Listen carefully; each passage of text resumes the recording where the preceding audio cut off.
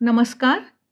देवाक्षर में आप सभी का स्वागत है। आइए आज हम एक बेहतरीन पुस्तक का संग्रह आपको दिखाने जा रहे हैं। रामकृष्ण मिशन द्वारा प्रकाशित यह बच्चों के लिए बहुत उपयोगी संग्रह है। 5 भाग में सचित्र महाभारत। वैसे सही में कहें तो हम सभी लोगों को इसको पढ़ना चाहिए, क्योंकि बहुत संक्षेप में हम इससे सारी जानकारी हासिल कर सकते हैं। और उसके पश्चात यदि हम बड़े लोग पढ़ना चाहें तो बड़े आकार में महाभारत को पढ़ सकते हैं। तो जैसा कि हम देख रहे हैं, बहुत ही सुंदर इसमें फ़ोटो दिखाई दे रही है। अब मैं आपको दिखाना चाहूँगी कि इसका अंदर विवरण विषय क्या क्या है। यह प्रथम भाग है और देखिए प्रथम भाग में इसमें प्रकाशकीय विषय सूची। कथा की शुरुआत गणेश जी ने लिपिबद्ध किया। शांतनु का गंगा से विवाह, अष्टवसु और वशिष्ठ का शाप, भीष्म महाभारत के आधार स्तंभ, सत्यवती के पुत्र, कठिन परिस्थिति, 3 भाई, राजकुमारों का विवाह, गांधारी के पुत्र, पांडु को शाप, पांडवों का जन्म, पांडवों का हस्तिनापुर में प्रवेश, दुर्योधन के मन में ईर्ष्या का अंकुरण, द्रोणाचार्य का आगमन, महान धनुर्धर एकलव्य, सर्वोत्तम धनुर्धर अर्जुन, द्रोण का प्रतिशोध, सूर्यपुत्र कर्ण, लाक्षागृह का षड्यंत्र, घटोत्कच का जन्म, एक चक्रा नगरी में निवास, महाभारत की नायिका, पांडवों का हस्तिनापुर लौटना, पांडवों का नया साम्राज्य, अर्जुन का स्वेच्छापूर्वक परदेश जाना, सुभद्रा का विवाह, खांडव वन का दहन। प्रथम खंड में इन सभी विषयों पर यहाँ पर हम सुंदर चित्रों के साथ कथा का वर्णन देखते हैं।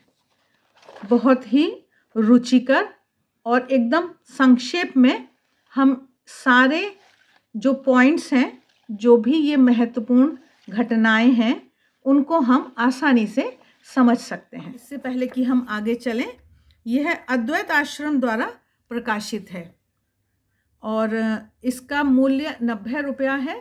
द्वितीय खंड का फर्स्ट पार्ट का 80 रुपीज़ है और इसके थर्ड पार्ट का 85। एकदम इसको ये बहुत ही कम कीमत में प्रकाशित की गई बहुत बहुउपयोगी किताबें हैं। तो आप इनको ज़रूर पढ़ सकते हैं, गिफ्ट दे सकते हैं और हम अपना ज्ञान बढ़ा सकते हैं। तो अब हम देख रहे हैं सेकंड पार्ट जो है, दूसरा भाग जो है, उसकी विषय सूची। मैं दानव की सेवाएं। नारद द्वारा युधिष्ठिर को राजसूय यज्ञ करने की सलाह। युधिष्ठिर को श्री कृष्ण की सलाह। जरासंध का वध। राजसूय यज्ञ। कृष्ण द्वारा शिशुपाल का वध। दुर्योधन की ईर्ष्या। विदुर का दूत के रूप में जाना। दुर्योधन का आत्मघाती कृत्य। श्री कृष्ण की कृपा। युधिष्ठिर का फिर जुआ खेलना। ये सारी घटनाएं सभा पर्व से ली गई हैं। फिर उसके पश्चात वन पर्व की अक्षय पात्र, विदुर का पांडवों से मिलने आना, मैत्रेय का शाप।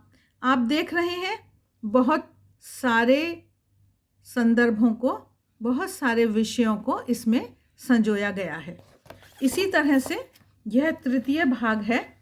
तृतीय भाग में भी हम देखते हैं कि सुंदर ये चित्र तो है ही, साथ ही जो तृतीय भाग का विषय सूची है उसको हम देख लेते हैं। इसमें विराट पर्व और उद्योग पर्व की घटनाओं का विश्लेषण किया गया है।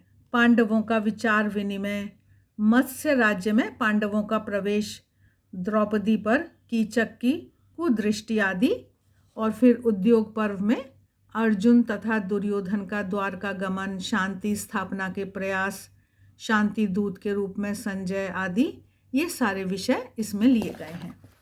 तो हमने देखा 1, 2, 3 ये हमारा चौथा भाग है, 4th पार्ट है। और इसमें हम देखते हैं इसकी विषय सूची में भीष्म पर्व के और द्रोण पर्व के इसमें से लिए गए हैं। आता है अंतिम 5म अध्याय, 5th पार्ट। कितना सुंदर ये हम चित्र देख रहे हैं भगवान श्री कृष्ण का।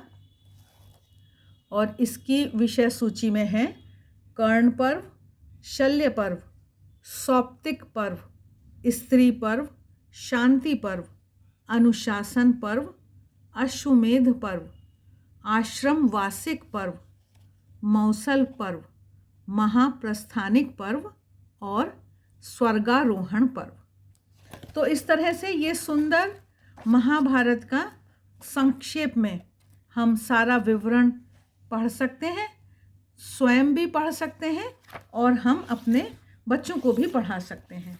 आइए अब हम इन महाभारत के अंतिम पृष्ठ पर स्वामी विवेकानंद जी के विचारों को लिखा गया है। कह रहे हैं, रामायण और महाभारत प्राचीन आर्य जाति के जीवन तथा ज्ञान के 2 विश्वकोश हैं। जिस आदर्श सभ्यता के लिए मानव जाति अब भी प्रयासरत है, इसमें उसी का चित्रण हुआ है। दूसरे भाग में लिखा गया है स्वामी विवेकानंद जी के विचारों को कि महाभारत की बात कहें तो इसमें महान प्रतिभा तथा मनीषा से संपन्न महर्षि व्यास द्वारा वर्णित असंख्य महिमा में तथा उदात्त महापुरुषों के चरित्रों को प्रस्तुत करना मेरे लिए असंभव है। तीसरे भाग के अंतिम पृष्ठ पर लिखा है कि महाभारत भारतीय इतिहास का एक अमूल्य ग्रंथ है। रामायण और महाभारत में प्राचीन भारतवासियों के आचार विचार, सामाजिक व्यवस्था और सभ्यता संस्कृति आदि लिपिबद्ध है।